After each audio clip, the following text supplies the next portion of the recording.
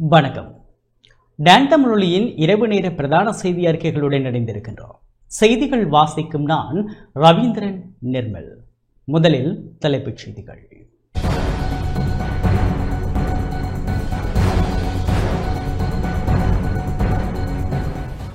இவ்வருட இறுதிக்குள் தோட்ட தொழிலாளர்களின் சம்பளம் 1750 ரூபாவாக நிச்சயம் அதிகரிக்கப்படும் என ஜனாதிபதி அனுரகுமார திசாநாயக்க உறுதி.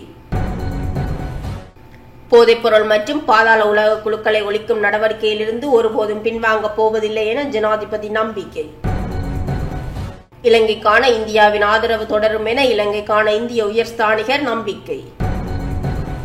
அரசாங்கம் பெருந்தோட்ட மக்களை ஏமாற்றி வருகின்றது என இலங்கை தொழிலாளர் காங்கிரஸ் சாடல். பிரதமர் ஹரணி அமரசூரிய சீனாவினை சென்றடைந்தார்.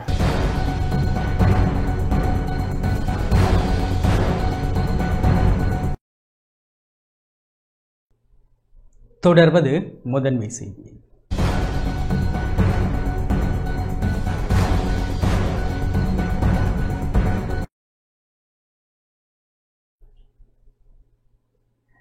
தோட்ட தொழிலாளர்களின் சம்பளம் நிச்சயம் அதிகரிக்கப்படும் என ஜனாதிபதி அனுரகுமார திசாநாயக்க தெரிவித்துள்ளார். இவ்வருட இறுதிக்குள் தோட்ட தொழிலாளர்களின் சம்பளம் 1750 ரூபாவாக நிச்சயம் அதிகரிக்கப்படும் என ஜனாதிபதி அனுரகுமார திசாநாயக்க தெரிவித்துள்ளார். இந்திய அரசாங்கத்தின் நிதியுதவியின் கீழ் செயற்படுத்தப்படும் 10,000 வீட்டு திட்டத்தின் 4ஆம் கட்டத்தின் கீழ் 2000 பயனாளிகளுக்கு வீட்டு உறுத்துக்கான ஆவணம் வழங்கும் நிகழ்வு ஜனாதிபதி அனுரகுமார திசாநாயக்க தலைமையில் இன்று பண்டாரவள பொது மைதானத்தில் இடம்பெற்றது. இந்த நிகழ்வில் கலந்து கொண்டு கருத்து தெரிவிக்கும் போதே ஜனாதிபதி அனுரகுமார திசாநாயக்க இதனை தெரிவித்துள்ளார். இவ்வருட இறுதிக்குள் தோட்ட தொழிலாளர்களின் சம்பளம் 1750 ரூபாவாக நிச்சயம் அதிகரிக்கப்படும் என ஜனாதிபதி அனுரகுமார திசாநாயக்க தெரிவித்துள்ளார். இந்திய அரசாங்கத்தின் நிதியுதவியின் கீழ் செயற்படுத்தப்படும் 10,000 வீட்டு திட்டத்தின் 4ஆம் கட்டத்தின் கீழ் 2000 பயனாளிகளுக்கு வீட்டு உரித்துக்கான ஆவணம் வழங்கும் நிகழ்வு ஜனாதிபதி அனுரகுமார திசாநாயக்க தலைமையில் இன்று பண்டாரவளை பொது மைதானத்தில் நடைபெற்றது. இந்த நிகழ்வில் கலந்து கொண்டு கருத்து தெரிவிக்கும் போதே ஜனாதிபதி அனுரகுமார திசாநாயக்க இதனை தெரிவித்தார். ஸ்ரீலங்காவத் இந்தியாவத் අතර තිබෙන දිගුකාලන ඓතිහාසික සබඳතාවයන් இலங்கைக்கும் இந்தியாவுக்கான வரலாற்று முக்கியத்துவம் வாய்ந்த உறவின் வெளிப்பாடாக இந்த நிகழ்வு அமைந்துள்ளது. இலங்கைக்கும் இந்தியாவுக்கும் இடையில் வரலாற்று உறவு உள்ளது. நாட்டின் பொருளாதாரம் வீழ்ச்சி கண்டபோது இந்திய அரசாங்கம் மருத்துவ உதவிகளை வழங்கியது. பொருளாதார வீழ்ச்சியிலிருந்து விடுபட கடன் மறுசீரமைப்பு அவசியம். அந்த கடன் மறுசீரமைப்பை மேற்கொள்ள இந்திய அரசாங்கம் பரிபூரண ஆதரவை வழங்கியது. அதே போல பல அபிவிருத்தி திட்டங்களை நாட்டில் முன்னெடுக்க இந்திய அரசாங்கம் ஒத்துழைப்பை வழங்கியுள்ளது. எம்முடைய நாட்டு மக்களின் சமூக கட்டமைப்பு மேம்பாட்டுக்காக இந்தியா வழங்கும் ஆதரவுக்கு எம்முடைய நன்றிகள். மலையக மக்கள் இந்த நாட்டின் மிகவும் முக்கியத்துவம் வாய்ந்தவர்கள். எமது நாட்டின் பொருளாதாரத்திற்கு முதுகெலும்பான மக்கள். 200 வருடங்களாக நாட்டின் பொருளாதார மேம்பாட்டுக்காக எம்முடைய மண்ணோடு ஒன்றிணைந்த பாரிய பங்கை வகிக்கின்றனர். 200 வருடங்களுக்கு முன்னர் எமது நாட்டை வந்தடைந்த போது பாரிய துன்பங்களையும் அனுபவித்த பலர் மாண்டுள்ளனர். ஆகவே அவர்களுக்கான வளமான வாழ்க்கையை வழங்குவது அரசாங்கத்தின் கடப்பாடாகும். இந்த நாட்டில் வாழும் இந்த மக்களுக்கு நில உரிமையை வழங்குவது அரசாங்கத்தின் கடப்பாடாகும். எனவே இந்த மக்களுக்கு காணி மற்றும் வீட்டு உரிமையை வழங்க அமைச்சு பாடுபட்டு உழைக்கின்றது. இவர்களுக்கு வாழ்க்கையை கொண்டு செல்ல சாதாரண சம்பள உயர்வு அவசியம். 1750 ரூபாய் சம்பள உயர்வு அவர்களின் பல வருட கோரிக்கையாக உள்ளது. ஆகவே இந்த வருட இறுதிக்குள் நிச்சயம் மலையக தோட்ட தொழிலாளர்களுக்கு 1750 ரூபாய் சம்பள உயர்வை பெற்றுக் கொடுப்போம். கல்விக்கும் ஏழ்மைக்கும் இடையில் தொடர்புள்ளது. இந்த மக்களை ஏழ்மையிலிருந்து மீட்டெடுக்க கல்வி முக்கியத்துவம் வாய்ந்ததாகும். ஆகவே அனைத்து மாணவர்களுக்கும் சமமான வகையில் கல்வி வாய்ப்பை வழங்க உறுதி பூண்டுள்ளோம். அதன் ஊடாக அவர்களை ஏழ்மையிலிருந்து மீட்க முடியும். மலையக மக்களின் வாழ்க்கை தரம் கீழ்மட்டத்தில் உள்ளது. ஆகவே அவர்களின் வாழ்க்கை தரத்தை உயர்த்த வேண்டும். 200 வருடங்களுக்கு முன்னராக அவர்கள் நம்முடைய நாட்டிற்கு வருகை தந்து பல துன்பங்களை அனுபவித்து நாட்டின் மண்ணுக்கு உரமாகியுள்ளனர். ஆகவே அவர்கள் இந்த நாட்டின் முத்து. எம்முடைய கொள்கை நிலையான மற்றும் நியாயமானதாகும். ஆகவே அதனை நிறைவேற்ற நிச்சயம் நடவடிக்கை எடுக்கப்படும். அனைத்து தனித்துவத்தையும் உறுதிப்படுத்தும் புதிய சமூகத்தை உருவாக்குவோம். பொருளாதார கட்டமைப்பு மற்றும் உரிமைகளை இந்த மக்களுக்கு பெற்றுக் கொடுப்பது எம்முடைய கடமையாகும். அதற்காக நடவடிக்கைகளை நாம் முன்னெடுத்து வருகின்றோம். இந்த மக்கள் பரம்பரையாக சில அரசியல் கட்சிகளுக்கு அடிபணிந்து காணப்பட்டனர். இந்த மக்கள் பரம்பரையாக சில அரசியல் கட்சிகளுக்கு அடிபணிந்து காணப்பட்டனர். முதற் தடவையாக பழைய முகாம்களை புறம் தள்ளிய மக்கள் எம்முடைய கட்சிக்கு ஆணையை வழங்கியுள்ளனர். முதற் தடவையாக மலையக மக்களை பிரதிநிதித்துவப்படுத்துபவர்கள் தேசிய அரசியலில் அங்கம் வகித்தனர். எம்முடைய நாட்டின் அரசியலில் முக்கிய திருப்பு முனையாகும். அதற்கு காரணம் எம் மீதான நம்பிக்கையாகும். அந்த நம்பிக்கையை இழக்கச் செய்யாது முன்கொண்டு செல்வது எம்முடைய பொறுப்பாகும். போதைப் பொருளை ஒழித்து பிள்ளைகளை பாதுகாக்க வேண்டும் என்பது மக்களின் கொள்கையாகும். அரசாங்கத்தினால் மாத்திரம் இதனை செய்ய முடியாது. மாறாக மக்களின் ஒத்துழைப்பு அவசியமாகும். இதனை ஒழிப்பது ஆபத்தான விடயமாக உள்ளது. போலீஸ், ராணுவம் உள்ளிட்ட அனைத்து துறைகளுக்குள்ளும் இந்த விடயம் ஊடுருவியுள்ளது. அரசியல்வாதிகளுக்கும் போதைப் பொருள் கடத்தல்காரர்களுக்கும் இடையில் தொடர்பு உள்ளது. இராணுவ ஆயுதங்கள் போதைப் பொருள் கடத்தல்காரர்களுக்கு செல்கிறது. இந்த விடயத்தை முறியடிக்கும் திட்டத்தை முன்கொண்டு செல்வோம். ஊழல் மோசடியும் எமது நாட்டில் வியாபித்துள்ளது. இதனையும் நிர்மூலமாக்க வேண்டும். எம்முடைய பொருளாதார வீழ்ச்சிக்கு ஊழலும் ஒரு முக்கிய காரணமாக உள்ளது. நாட்டின் பொருளாதாரத்தை மேம்படுத்துவதற்காக பல்வேறு துறைகளை தேர்வு செய்து அவற்றை மேம்படுத்த நடவடிக்கை எடுத்து வருகின்றோம். நாட்டின் பொருளாதார வளர்ச்சி நாட்டு மக்களை சென்றடைய வேண்டும். மக்களுக்கு வழங்கிய வாக்குறுதிகளை நாம் நிச்சயம் நிறைவேற்றுவோம். அதற்காக ஒத்துழைப்பு வழங்குமாறு கேட்டுக்கொள்கின்றோம். ඉතිහාසය පුරාවටම යම් දේශපාලන කඳුරු කීපයක් මත එක යටත් වෙලා හිටියා, ඒක සබත්තා පවත්වමින් තිබුණා.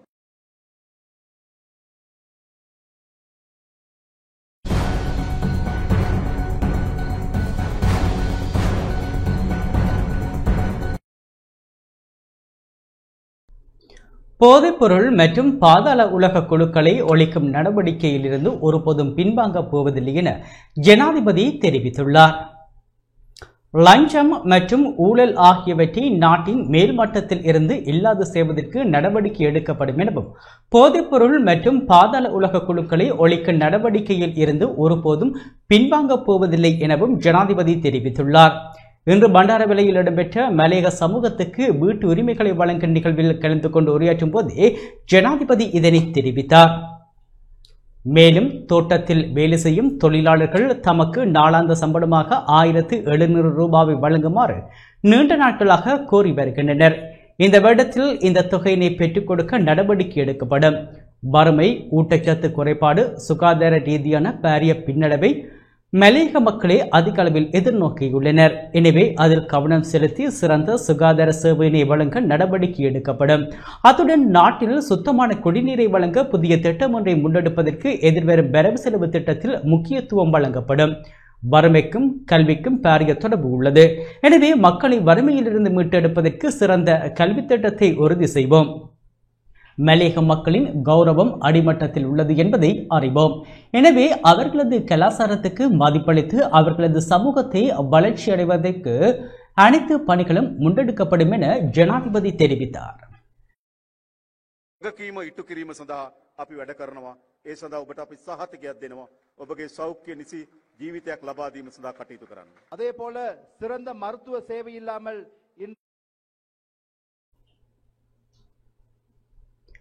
மலையக சமூகத்தினருக்கான வீட்டு உரிமை பத்திரங்கள் வழங்கும் நிகழ்வு இன்று காலை பண்டாரவல பொது விளையாட்டு மைதானத்தில் இடம்பெற்றது. இந்த நிகழ்வானது ஜனாதிபதி அனுரகுமார திசாநாயக்க தலைமையில் இடம்பெற்றது. இந்திய நிதியுதவியுடன் செயற்படுத்தப்படும் 10,000 வீடமைப்பு திட்டத்தின் 4வது கட்டமாக 2000 பயனாளிகளுக்கு வீட்டு உரிமைகள் இதன்போது வழங்கப்பட்டன.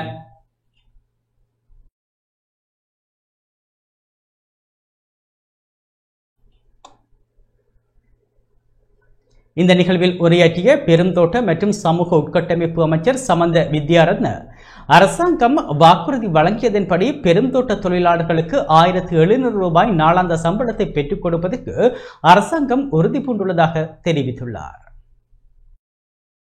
කවුරුවත් හැල්ලුවට ලක් වෙන්න නෙවෙයි මේ කතාව මම පැහැදිලි කරන්න සූදානම් වෙන්නේ. யாரையும் இழிவுபடுத்துவதற்காக அல்ல நான் இந்த பேச்சை ஆரம்பித்துள்ளேன்.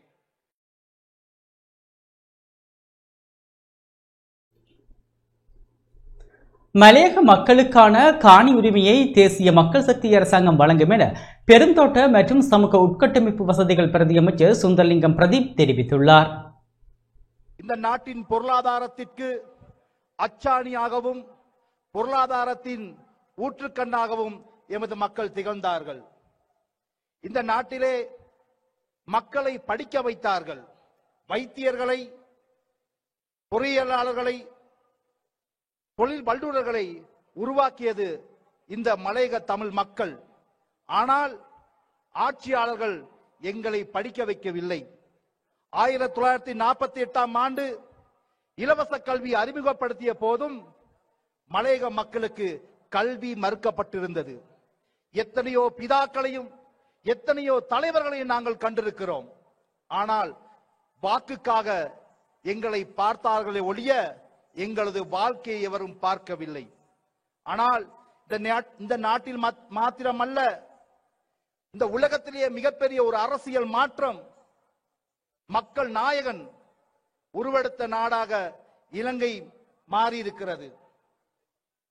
தேசிய மக்கள் சக்தி அரசாங்கம் மலையக மக்களுடைய வாழ்க்கையை மேம்படுத்துவதற்காக ஜனாதிபதி தேர்தலுக்கு முன்பதாகவே நாங்கள் ஹெட்டன் பிரகடனம் மூலமாக நாங்கள் மலையக மக்களுடைய வாழ்க்கையை மேம்படுத்துவதற்கு பல்வேறுபட்ட வேலை திட்டங்களை நாங்கள் அறிவித்திருந்தோம். அந்த வேலை திட்டத்திலே மிக முக்கியமாக மலையக மக்களுடைய காணி உரிமை, வீட்டு உரிமையை நிச்சயமாக இந்த அரசாங்கம் நிறைவேற்றும் என்ற ஒரு வாக்குறுதியை நாங்கள் வழங்கியிருந்தோம். அன்பார்ந்த மலையக சொந்தங்களே, எங்களுடைய வாழ்க்கையிலே மாற்றத்தை ஏற்படுத்துவதற்காகவும் எங்களுடைய வாழ்க்கையிலே ஒரு வரலாற்று திருப்பு முனையை ஏற்படுத்துவதற்காகவும் எங்களுடைய ஜனாதிபதி இலங்கைக்கான இந்தியாவின் ஆதரவு தொடரும் என இலங்கைக்கான இந்திய உயர்ஸ்தானிகர் சந்தோஷ் ஜா தெரிவித்துள்ளார். இலங்கைக்கான ஆதரவை வழங்குவதில் தாங்கள் உறுதியாக உள்ளதாக இலங்கைக்கான இந்திய உயர்ஸ்தானிகர் சந்தோஷ் ஜா தெரிவித்துள்ளார். இந்திய அரசாங்கத்தின் நிதியுதவியின் கீழ் செயற்படுத்தப்படும் 10,000 வீட்டு திட்டத்தின் 4ஆம் கட்டத்தின் கீழ் 2,000 பயனாளிகளுக்கு வீட்டு உறுதிக்கான ஆவணம் வழங்கும் நிகழ்வு ஜனாதிபதி அனுரகுமார திசாநாயக்க தலைமையில் இந்த பண்டாரவில பொது மைதானத்தில் இடம்பெற்றது. இந்த நிகழ்வில் கலந்து கொண்டு கருத்து தெரிவிக்கும் போதே அவர் இதனை குறிப்பிட்டார். இலங்கைக்கான ஆதரவை வழங்குவதில் தாங்கள் உறுதி பூண்டுள்ளதாக இலங்கைக்கான இந்திய உயர்ஸ்தானிகர் சந்தோஷ் ஜா தெரிவித்துள்ளார். இந்திய அரசாங்கத்தின் நிதியுதவியின் கீழ் செயல்படுத்தப்படும் 10,000 வீட்டு திட்டத்தின் 4ஆம் கட்டத்தின் கீழ் 2,000 பயனாளிகளுக்கு வீட்டு உரித்துக்கான ஆவணம் வழங்கும் நிகழ்வு ஜனாதிபதி அனுரகுமார திசாநாயக்க தலைமையில் இன்று பண்டாரவளை பொது மைதானத்தில் இடம்பெற்றது. இந்த நிகழ்வில் கலந்து கொண்டு கருத்து தெரிவிக்கும் போதே அவர் இதனை தெரிவித்தார்.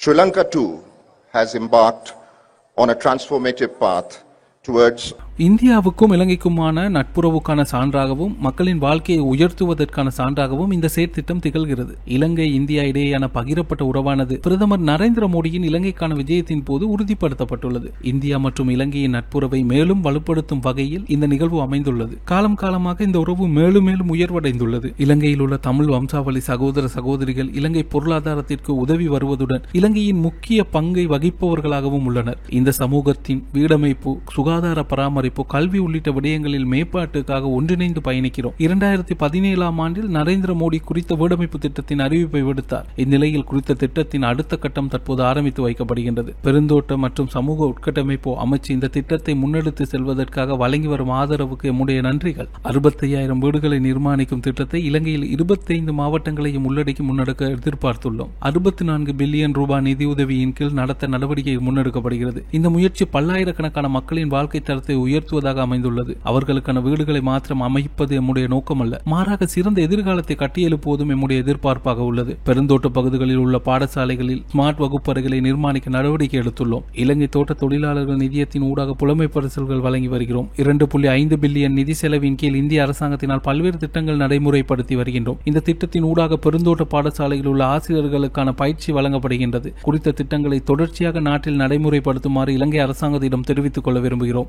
இந்திய பிரதமரின் வருகையின் போது சீதா அம்மன் ஆலயத்தை அபிவிருத்தி செய்ய நடவடிக்கை எடுக்கப்பட்டது. அதன் ஊடாக மலையக பிராந்தியத்தில் சுற்றுலாத்துறை அபிவிருத்தியை மேற்கொள்ளக்கூடியதாக இருக்கும். இலங்கைக்கான ஆதரவை வழங்குவதில் நாங்கள் உறுதி பூண்டுள்ளோம். இந்த ஒட்டுமொத்த முயற்சியின் அங்கமாகவே இந்திய வம்சாவளி மக்களுக்கான உதவி அமைந்துள்ளது. அரசாங்கம் பெருந்தோட்ட மக்களை ஏமாற்றி வருகின்றது என இலங்கை தொழிலாளர் காங்கிரஸ் தெரிவித்துள்ளது. தற்போதைய அரசாங்கம் பெருந்தோட்ட தொழிலாளர்களுக்கு ஏதோ ஒரு பத்திரத்தை வழங்கி உங்களுக்கு எதிர்காலத்தில் காணி வழங்குவதாக தெரிவித்து வருவதாக இலங்கை தொழிலாளர் காங்கிரஸ் குற்றம் சுமத்தியுள்ளது. இன்று இடம்பெற்ற ஊடகவியலாளர் சந்திப்பில் அக்கட்சியின் பிரதி தலைவர் கணபதி கனகராஜ் இதனை தெரிவித்துள்ளார். தற்போதைய அரசாங்கத்தின் ஜனாதிபதி அவர்கள் தோட்ட தொழிலாளர்களுக்கு வீட்டுரிமை வழங்குவதாக இன்று பண்டாரவளை நகரத்திலே ஒரு நிகழ்வை நடத்தி இருக்கிறார். தோட்ட தொழிலாளர்களுக்கு காணி உரிமை என்பதே எங்களுடைய கோஷமாக இருந்திருக்கிறது. கடந்த காலங்களிலே அதற்காக செயற்பட்டிருக்கின்றோம். கடந்த காலங்களிலே முன்னாள் ஜனாதிபதி ரணில் விக்ரமசிங்க அவர்களின் தலைமையிலே நடந்த ஆட்சியிலே 10% காணி தோட்ட தொழிலாளர்களுக்கு வழங்க வேண்டும் என்ற பத்திரம் அமைச்சரவையிலே ஏற்றுக்கொள்ளப்பட்டு அது நடைமுறைக்கு வந்திருக்கின்றது. அந்த வகையிலே அந்த மக்களுக்கு காணி வழங்குவது மட்டுமல்லாமல் அந்த காணிக்கான உறுதி பத்திரங்களையும் செல்லுபடியான உறுதிப்பத்திரங்கள் வழங்க வேண்டும் என்ற நோக்கத்தின் அடிப்படையில் 4000 மில்லியன் ரூபாய் பணம் ஒதுக்கப்பட்டு அவர்களுக்கான உறுதிப்பத்திரங்கள் ஒரு பகுதி வழங்கப்பட்டிருந்தன.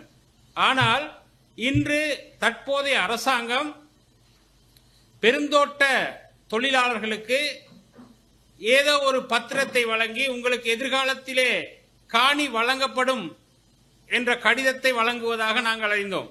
இது முற்றுமுழுதாக தோட்ட தொழிலாளர்களை, மலையக மக்களை முட்டாளாக்கி ஏமாற்றுகின்ற செயலாகவே இலங்கை தொழிலாளர் காங்கிரஸ் கருதுகின்றது. அது மட்டுமல்லாமல் தோட்ட தொழிலாளர்களின் சம்பளம் சம்பந்தமாக பிரஸ்தாபிக்கப்பட்டிருக்கிறது. கடந்த ஜனாதிபதி தேர்தலுக்கு முன்னர் சம்பள நிர்ணய சபையிலே 1700 ரூபாய் சம்பள பிரேரணையை நாங்கள் முன்வைத்த போது இன்று அரசாங்கமாக இருக்கின்ற பெருந்தோட்ட தொழிலாளர் சங்கம் 2137 ரூபாய் சம்பளம் கிடைத்தால் ஒழிய நாங்கள் அதற்கு இணங்க மாட்டோம் என்று சொன்னவர்கள் பின்னர் கடந்த வரவு செலவு திட்டத்திலே ஜனாதிபதி அவர்கள் 1700 ரூபாய் சம்பளத்தை முன்மொழிந்தார். அது முன்மொழிந்து 1 வருடங்கள் கடந்துவிட்ட இந்த நிலையிலே இன்றும் 1700 ரூபாய் சம்பளம் வழங்குவதாக வாக்குறுதி அளிக்கிறார்கள். தற்போதைய சூழலிலே கடந்த வருடம் அவர்களுக்கு சொல்லியபடி சம்பளத்தை வழங்க முடியாமல் போனதனால் அடுத்த வரவு செலவு திட்டத்துக்கு முன்னர் தோட்ட தொழிலாளர்களுக்கு எதையாவது சொல்ல வேண்டும் என்பதற்காக நிகழ்த்தப்படுவதுதான் இன்றைய நிகழ்வு. மட்டுமல்லாமல் இந்த 1700 ரூபாய் சம்பளம் இந்த காலத்துக்கு பொருத்தமானது அல்ல. அதைவிட கூடுதலான சம்பளம் வேண்டும். இந்த அரசாங்கம் தங்களுடைய கொள்கை பிரகடனத்திலே 2100 ரூபாவுக்கும் அதிகமான சம்பளத்தை பெற்றுக் கொடுக்கப்படும் என்ற வாக்குறுதி அளிவிட்டு இன்றும் அந்த 1700 ரூபாயில் நிற்பது பொருத்தமானதாகும். அந்த 1700 ரூபாய் சம்பளம் எப்படி வழங்கப் போகிறார்கள்? 1350 ரூபாயிலிருந்து மேற்பட்ட அடிப்படை சம்பளமாக வழங்கப்படுகிறதா அல்லது வேறு ஏதாவது முறைகள் இருக்கிறதா என்பதை இந்த அரசாங்கம் தெளிவாக எங்களுக்கு தெரிவிக்கவில்லை. அந்த வகையிலே முற்று முழுதாக தோட்ட தொழிலாளர்களை, பெருந்தோட்ட மக்களை, மலையக சமூகத்தை ஏமாற்றும் நடவடிக்கைகளுக்கு நாங்கள் ஆதரவளிக்கவும் முடியாது. அதை பார்த்து கொண்டு அதை மக்களுக்கு கொண்டு செல்லாமல் இருக்கவும் முடியாது என்பதை நாங்கள் தெரிவித்துக் கொள்கிறோம்.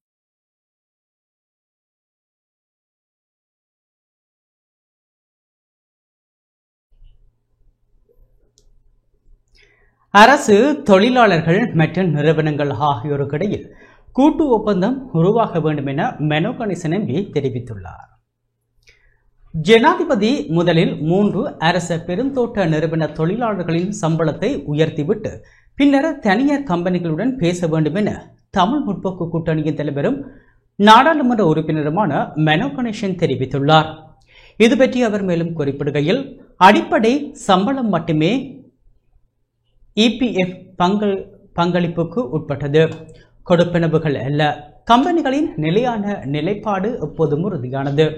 தொழிலாளரின் அதிக கொழுந்து பறித்தால் கூடுதல் சம்பளம் வழங்க தயார். இதுதான் அவர்களின் சூத்திரம். அதிக கொழுந்து அதிக சம்பளம். ஜனாதிபதியின் சூத்திரமும் இதுவென்றால் இதில் புதியதொன்றும் இல்லை. தொழிலாளர்கள் அதிக கொழுந்து பறிக்க முடியாததற்கு காரணம் என்ன? ஏனெனில் தோட்டங்கள் பல தசாப்தங்களாக பராமரிக்கப்படவில்லை. ஆகவே கொழுந்து குறைந்துள்ளது. தமிழ் முற்போக்கு கூட்டணியின் நிலைப்பாடு, ஐக்கிய மக்கள் கூட்டணியுடனான எமது உடன்படிக்கையின்படி தொழிலாளர்கள் பங்குதாரர்களாக மாற வேண்டும். சிறு தோட்ட கூட்டுறவுகள் மூலமே இது சாத்தியமாகும். இதில் அரசு, தொழிலாளர்கள் மற்றும் நிறுவனங்கள் ஆகியோருக்கிடையில் கூட்டு ஒப்பந்தம் உருவாக வேண்டும். இதுதான் நிரந்தர தீர்வு என குறிப்பிட்டுள்ளார்.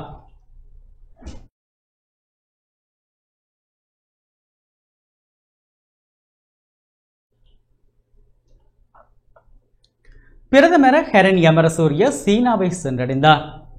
சீன மக்கள் குடியரசின் அழைப்பின் பேரில் 2025 பெண்கள் பற்றிய உலக தலைவர்கள் மாநாட்டில் பங்கேற்பதற்காக பிரதமர் கலாநிதி ஹரணி அமர்சூரிய இன்று சீனாவின் பீஜிங் நகரை சென்றடைந்தார்.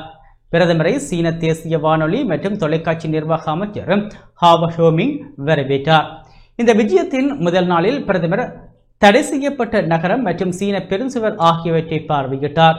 யுனெஸ்கோ உலக பாரம்பரிய சின்னங்களான தடை செய்யப்பட்ட நகரம், ஏகாதிபத்திய கட்டடக்கலை ஆகியன தேசிய அளவில் பாதுகாக்கப்பட்டு வரும் தொகுப்பாகும். அதோடு சீனாவின் வரலாற்று சிறப்புமிக்க கட்டுமான கலையின் மகிமையை எடுத்துக்காட்டும் சீன பெரும் சுவரும் சீனாவின் முக்கியமாக பாதுகாக்கப்படும் சின்னங்களாக திகழ்கின்றன. எதிர்வரும் நாட்களில் பிரதமர் 2025 பெண்கள் பற்றிய உலக தலைவர்கள் மாநாட்டில் கலந்து கொள்வதுடன் சீன ஜனாதிபதி ஷி ஜின்பிங் மற்றும் சீன மக்கள் குடியரசின் அரசு சபை பிரதமர் லே சியாங் ஆகியோருடன் இருதரப்பு கலந்துரையாடல்களையும் மேற்கொள்ள இருக்கின்றார்.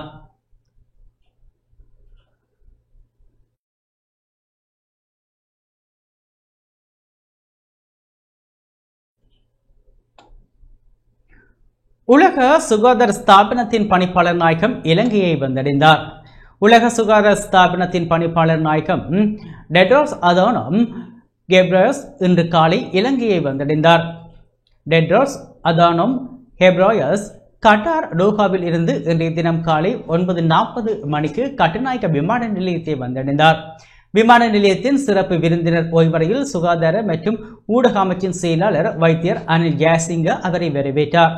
கொழும்பில் நடைபெறும் 78வது தென்கிழக்கு ஆசிய பிராந்திய சுகாதார உச்சி மாநாட்டில் டெட்ரோஸ் அதனோம்ஸ் பிரதம விருந்தினராக பங்கேற்க உள்ளார். உலக சுகாதார ஸ்தாபனத்தால் ஏற்பாடு செய்யப்பட்ட இந்த உச்சி மாநாடு நாளை முதல் 15ஆம் தேதி வரை கொழும்பில் நடைபெறவுள்ளது. தென்கிழக்கு ஆசிய பிராந்திய நாடுகளை பிரதிநிதித்துவப்படுத்தும் சுகாதார அமைச்சர்களும் இந்த உச்சி மாநாட்டில் பங்கேற்க நாட்டுக்கு வருகை தரவுள்ளனர்.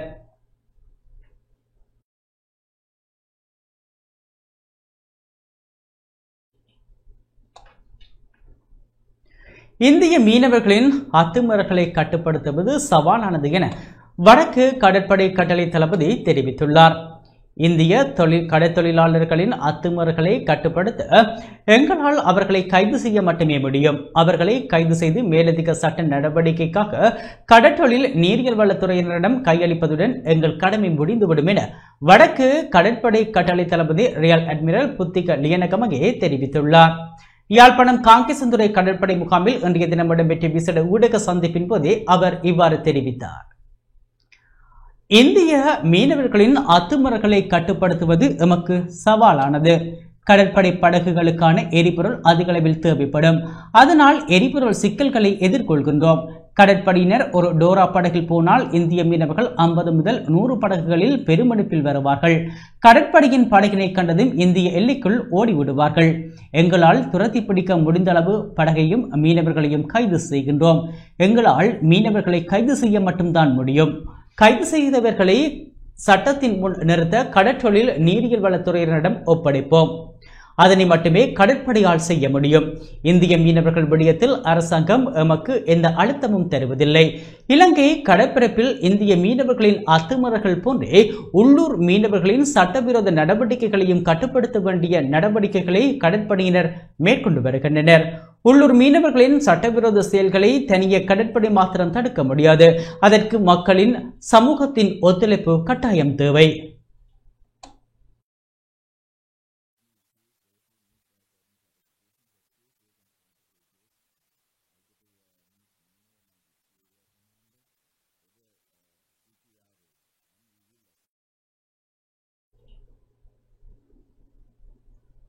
அத்துமீறும் இந்திய மீனவ படகுகளை திருப்பி ஒப்படைக்க கூடாது என பருத்தித்துறை முனை கடற்றொழிலாளர் கூட்டுறவு சங்கத்தினர் தெரிவித்துள்ளனர்.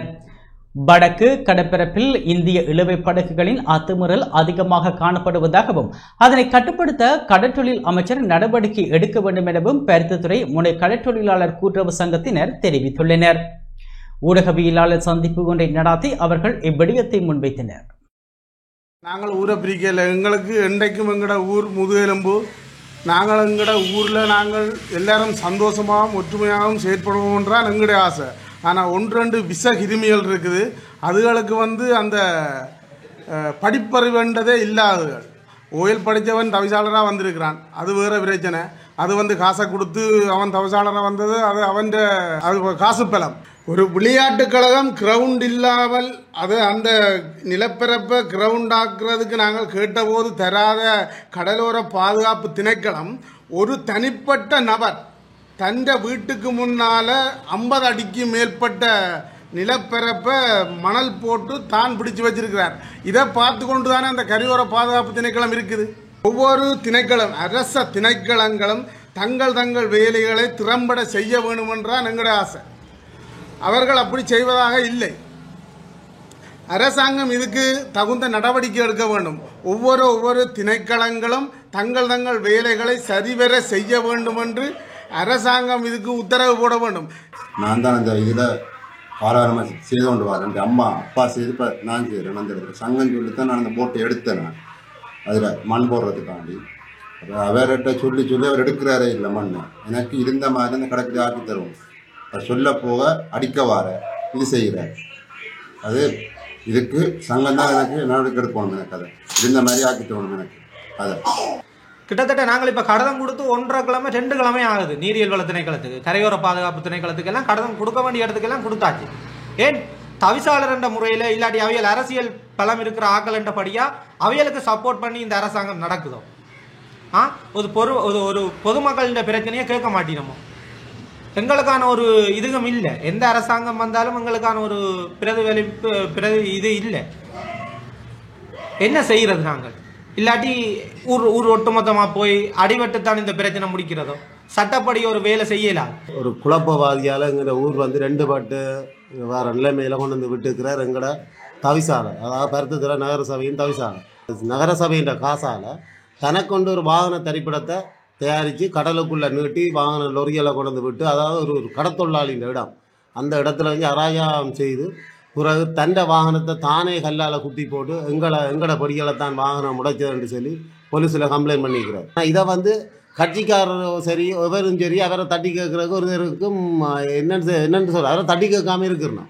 எங்கட இடங்களுக்கு போடக்கூடிய மண்ணை கொண்டு தனக்கு தெரிஞ்ச சொந்த இடங்களுக்கு கொண்டே இந்த கடக்கிற மண்ணை கொண்டே போட்டு கொண்டு இருக்கிறேன். இப்போ கர்த்தர் நகரசபை தவிசாளர் வாகனங்கள், அதாவது அவர் டிரான்ஸ்போர்ட் செய்கிறார்.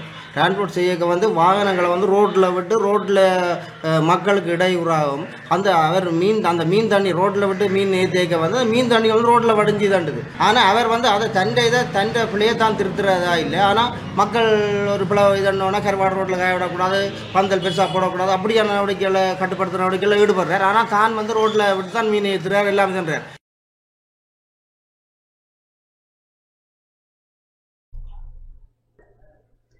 மலையகத்தில் தொடர்ந்து பெய்து வரும் மழை காரணமாக மக்கள் பாதிக்கப்பட்டுள்ளனர். மலையகத்தில் தொடர்ந்து பெய்து வரும் மழை காரணமாக பல்வேறு பாதிப்புகள் ஏற்பட்டுள்ளதுடன் மக்களின் இயல்பு வாழ்க்கை பாதிக்கப்பட்டுள்ளது. நானோயா போலீஸ் பிரிவுக்குட்பட்ட 476 கீழ் பி கிரெமிட்டி கிராம உத்தியோகத்தர் பிரிவில் டெஸ்பர்ட், கிரெமிட்டி, காலிபர்க், கிளாரனன் போன்ற பிரிவுகளில் இன்று பிற்பகல் பெய்த கடும் மழையால் விவசாய நிலங்கள் பாதிக்கப்பட்டன. அத்துடன் நானோயா கிளாண்டன் பகுதியில் இருந்து செல்லும் கிளையாறுகள் பெருக்கெடுத்ததன் காரணமாக சில வீடுகளினுள் வெள்ள நீர் புகுந்துள்ளது. நானோயாவில் கடந்த சில நாட்களாக பெய்து வரும் அடை மழையினால் விவசாய நிலங்கள் வெள்ளம் நிரம்பியுள்ளதால் பயிர்கள் அனைத்தும் நாசமாகியுள்ளதாக விவசாயிகள் கவலை தெரிவிக்கின்றனர்.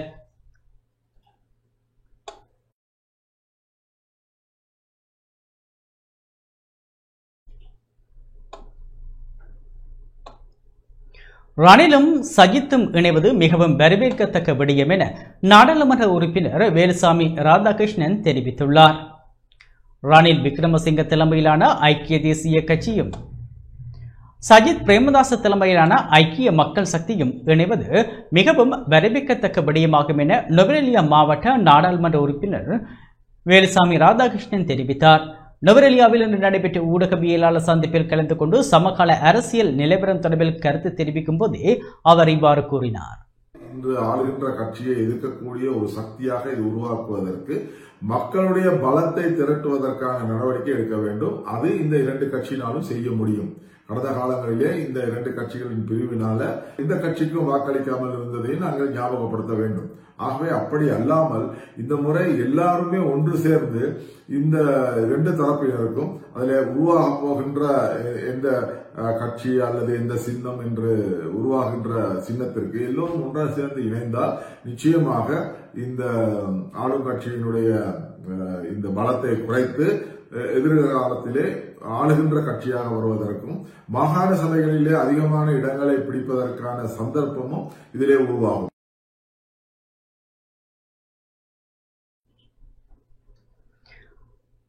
ஆசிரியர்களுக்கான நியாயங்களை பெற்றுத்தர இலங்கை ஆசிரியர் சேவை சங்கம் எப்போதும் முன்னின்று செயற்படும் என சங்கத்தின் உப செயலாளர் தெரிவித்துள்ளார். வடமாகாண கல்வி திணைக்களத்தால் சமீபத்தில் வெளியிடப்பட்ட சேவையின் தேவை கருதிய ஆசிரியர் இடமாற்ற பட்டியலில் இடம்பெற்றுள்ள சில நடவடிக்கைகள் குறித்தும் அதனுடன் தொடர்புடைய சுயநல செயற்பாடுகள் குறித்தும் இலங்கை ஆசிரியர் சேவை சங்கம் கவலை வெளியிட்டுள்ளது. சங்கத்தின் உப செயலாளர் தாராளசிங்கம் பிரகாஷ் இன்று யாழ்ப்பாணத்தில் ஊடகவியலாளர் சந்திப்பை நடத்தி இவ்விடயத்தை முன்வைத்தார்.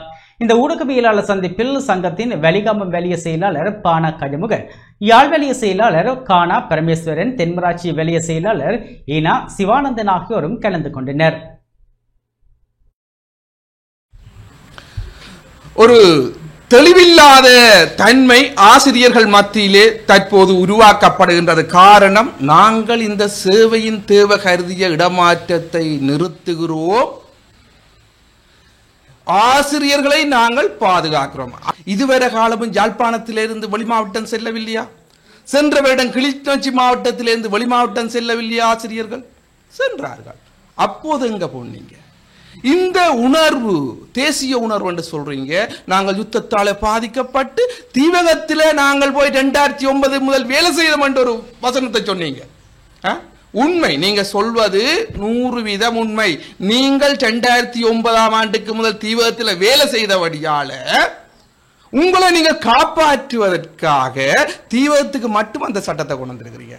ஏனையா கிளிநொச்சியில இருக்கிறவன் என்ன, மன்னார்ல இருக்கிறவன் என்ன யுத்தத்தில் பாதிக்கப்படையிலையா? மடுவில் இருக்கிறவன் யார்? முல்லைத்தீவில் இருக்கிறவன் யார்? ஏன் அவனுக்கு என்று சொல்லி ஒரு புரிமான சட்டத்தை நீங்களால் உருவாக்க முடியாம போனது? கிளிநொச்சியில இருக்கிறவன் யார்? எங்கண்ட உறவுகள். அங்க இருக்கிறது யார்? எங்கண்ட பிள்ளைகள். நீங்க யோசிக்கிறீங்க இந்த முறை எஜுகேஷன் ஃபுல்லா மாணவர்கள் எங்கண்ட, அதாவது யுத்தத்தால பாதிக்கப்பட்டு யுத்த வழுக்களை தாங்கி கல்வியில இன்றைக்கு பின்னடைஞ்சிருக்கிற இந்த மாவட்டத்தை நீங்க மேலும் மேலும் குட்டிச்சோறு ஆக்குறதுக்காக இந்த போராட்டத்தை செய்து கல்வியை சீரழிச்சு மடுவலயத்துக்கு ஆசிரியர் வேண்டாமா? முல்லைத்தீவு வலயத்துக்கு ஆசிரியர் வேண்டாமா? கிளிநொச்சிக்கு ஆசிரியர் வேண்டாமா? வேணும். உண்மையிலேயே ஆசிரியர்கள நியாயமான கோரிக்கைகள் இடமாற்ற சபை என்ற ஒன்று இருக்கின்றது. அதன் மூலம் தீர்மானிக்கப்பட்டு நாங்கள் மேல்முறையீடு செய்கின்றோம். அப்ப மேல்முறையீட்டிலே உண்மையான காரணங்கள் கண்டறியப்பட்டு அவர்களுக்கான நீதி பெற்றுத்தரப்படும். அதுக்காகத்தான் இடமாற்ற சபை இருக்கு ஐயா.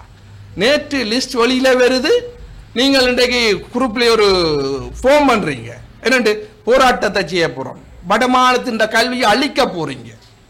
முல்லைத்தீவு மாணவர்கள் பாவம் பாதிக்கப்பட போறார்கள். நீங்கள் செய்கின்ற இந்த வேலையால முல்லைத்தீவு, கிளிநொச்சி, மடு, துணுக்க போன்ற பிரதேசங்களுக்கு மாணவருக்கு என்ன பதில் சொல்ல போறீங்க? பெற்றோருக்கு என்ன பதில் சொல்ல போறீங்க? ஆசிரியர்களை நாங்கள் காப்பாற்றுவோம். நாங்கள் ஆசிரியர் சங்கம், ஆசிரியர் உரிமைக்காக நாங்கள் போராடுறோம். அதுல மாற்று கருத்துக்கிடம் இல்லை. அதுல இந்த முறை சிறந்த முறையில சில திட்டங்கள் வகுக்கப்பட்டிருக்கு ஐயா.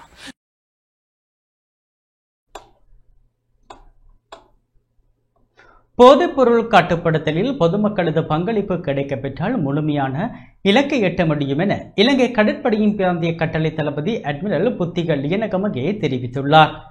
போதைப்பொருள் கட்டுப்படுத்தலில் கடற்படை ஒரு குறிப்பிட்ட பாத்திரத்தை மட்டுமே செய்ய முடியும் என சுட்டிக்காட்டிய இலங்கை கடற்படையின் பிராந்திய கட்டளை தளபதி அட்மிரல் புத்திக லியனகமகே பொதுமக்களது பங்களிப்பும் எமக்கு கிடைக்கப்பெற்றால் முழுமையான இலக்கை எட்ட முடியும் என தெரிவித்தார். கடற்படையின் 75வது ஆண்டு நிறைவை முன்னிட்டு காங்கேசந்துறை கடற்படை தளத்தில் இன்றைய தினம் நடத்திய ஊடக சந்திப்பில் அவர் இவ்வாறு தெரிவித்தார். வடக்கு கடல் மார்க்கமாக போதைப்பொருள் கடத்தல் நடைபெற்று வருவது குறித்து நாம் அதிக அக்கறை செலுத்தி மேற்கொண்ட முயற்சிகளால் பலர் கைது செய்யப்பட்டுள்ளனர். இன்னும் பல 100 கிலோ போதைப் பொருட்களும் கைப்பற்றப்பட்டன. குறித்த குற்றத்துடன் தொடர்புடைய பலர் சட்டத்தின் முன் நிறுத்தப்பட்டுள்ளனர். இதே நேரம் கடற்படை ஒரு பிரதேசத்துக்கானது அல்ல, அது நாடு முழுவதுக்குமான ஒரு பாதுகாப்பு கட்டமைப்பு. இலங்கை தீவின் அனைத்து கடற்பரப்பினதும் பாதுகாப்பு எம்மிடம் வழங்கப்பட்டுள்ளது. அதை நாம் முடியுமானவரை திறன்பட செய்து வருகின்றோம். கடற்படைக்கு உள்நாடு புலனாய்வு கட்டமைப்பின் தகவல் மட்டுமல்லாது சர்வதேச புலன் தகவல்களும் கிடைக்கப்பெற்று துரித நடவடிக்கை எடுக்கின்றது. ஆனாலும் எமக்கு பாதுகாப்பு அமைச்சின் அனுமதிகள் அவசியம். அந்த வகையில் எமக்கு கிடைக்கின்ற தகவல்களுடன் மக்களாகிய நீங்களும் தகவல்களை வழங்கி குறித்த செயலில் ஈடுபடும் தரப்பையும் அவர்களது கட்டமைப்பையும் இல்லாது ஒழித்து போதைப் பொருள் அபாயத்திலிருந்து நாட்டை பாதுகாத்துக் கொள்ள முடியும் என இலங்கை கடற்படையின் பிராந்திய கட்டளை தளபதி அட்மிரல் புத்திக லியனகமகே தெரிவித்துள்ளார்.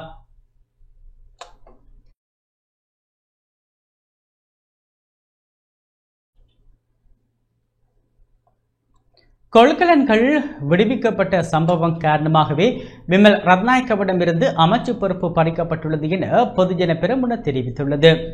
அரசாங்கத்தின் உள்வீட்டு முரண்பாடுகள் காரணமாகவே அமைச்சரவை மாற்றம் இடம்பெற்றுள்ளதாக பொதுஜன பெரமுனவின் ஊடக பேச்சாளர் சஞ்சீவ எதிரிமான தெரிவித்துள்ளார்.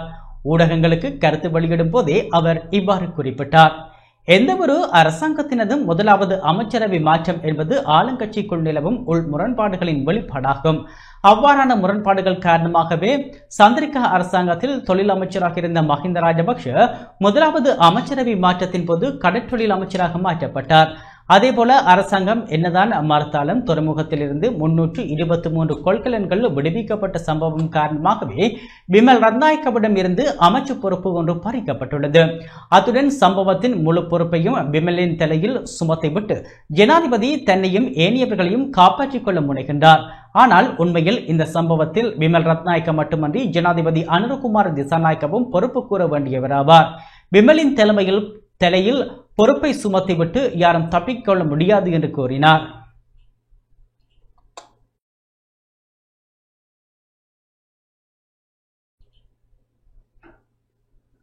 யாழ்ப்பாணம் கொக்குவில் பிரம்படி படுகொலையின் 38ஆம் ஆண்டு நினைவேந்தல் இன்று அனுஷ்டிக்கப்பட்டது. யாழ்ப்பாணம் கொக்குவில் பிரம்படி படுகொலையின் 38ஆம் ஆண்டு நினைவேந்தல் நிகழ்வு பிரம்படி பகுதியில் காணப்படும் நினைவு தூபியில் இன்று காலை இடம்பெற்றது. இதன்போது நினைவு தூபிக்கான பொது சுடர் ஏற்றப்பட்டு மலர் மாலை அணிவிக்கப்பட்டு மலர் வணக்கம் செலுத்தப்பட்டது.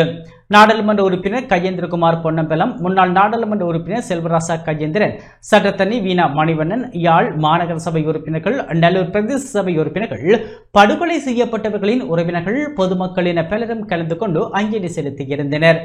நிகழ்வில் படுகொலை செய்யப்பட்ட உறவினர்களால் பாடசாலை மாணவர்களுக்கான கற்றல் உபகரணங்களும் வழங்கி வைக்கப்பட்டன.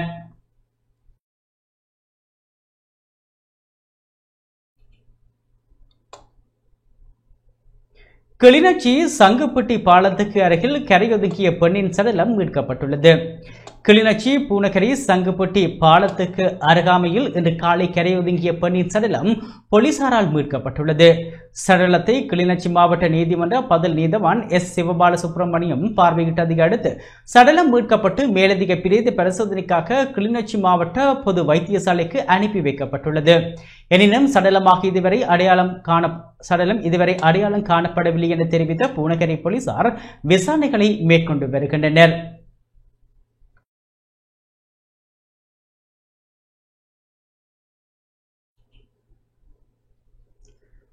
கிளிநொச்சி பூநகரி பெரந்தன் வீதியில் இடம்பெற்ற விபத்தில் 3 படுகாயம் அடைந்துள்ளனர். கிளிநொச்சி பூநகரி பெரந்தன் வீதியில் குஞ்சு பெரந்தன் பொறிக்கடவை சந்தியில் இடம்பெற்ற விபத்தில் 3 படுகாயம் அடைந்துள்ளனர். 2 மோட்டார் சைக்கிள்கள் நேருக்கு நேர் மோதிய குறித்த விபத்து இடம்பெற்றுள்ளது. விபத்தில் படுகாயம் அடைந்தவர்கள் கிளிநொச்சி மாவட்ட பொது வைத்தியசாலையில் அனுமதிக்கப்பட்டுள்ளனர். விபத்து தொடர்பாக கிளிநொச்சி போலீசார் விசாரணைகளை மேற்கொண்டு வருகின்றனர்.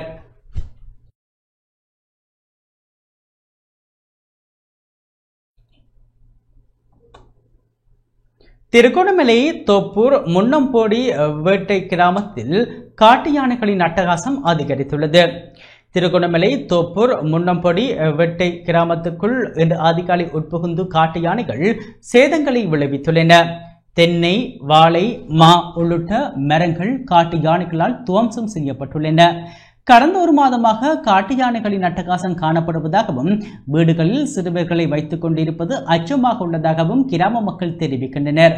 அரசாங்கம் யானை பிரச்சினைக்கு உரிய தீர்வு பெற்றுத்தர வேண்டும் என தோப்பூர் முன்னம்பூடி வெட்டை கிராம மக்கள் கோரிக்கை விடுக்கின்றனர்.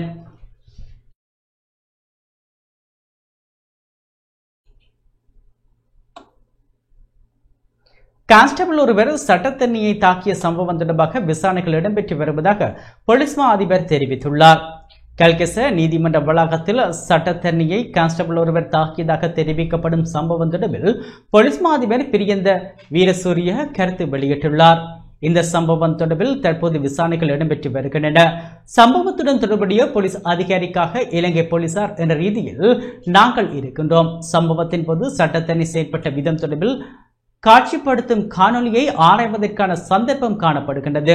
சம்பவத்துக்கு பின்னரான அவரது செயற்பாடு முழுமையாக அதில் வெளிப்படுகின்றது. எனவே இது சம்பந்தமான நீதிமன்றமும் அதனுடன் தொடர்புடைய ஏனைய நிறுவனங்களும் சட்டத்தறி செயற்பட்ட விதம் நியாயமானதா என்பது குறித்து விசாரணைகளை மேற்கொண்டு அதற்கான நடவடிக்கைகளை மேற்கொள்ளும்.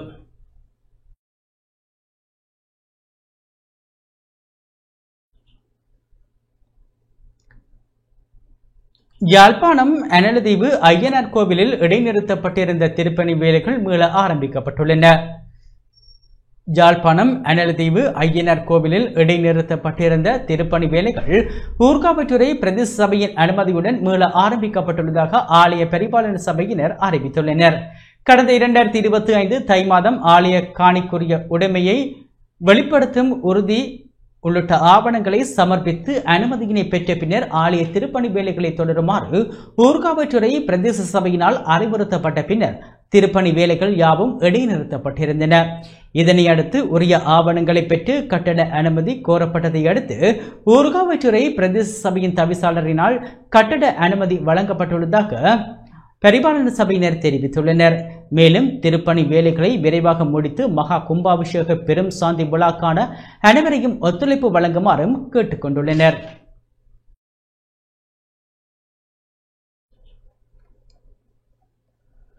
இத்துடன் நமது இந்த செய்தி அறிக்கை நிறைவு பெற்றது. தொடர்ந்தும் எமது நிகழ்ச்சிகளுடன் இணைந்திருங்கள். வணக்கம்.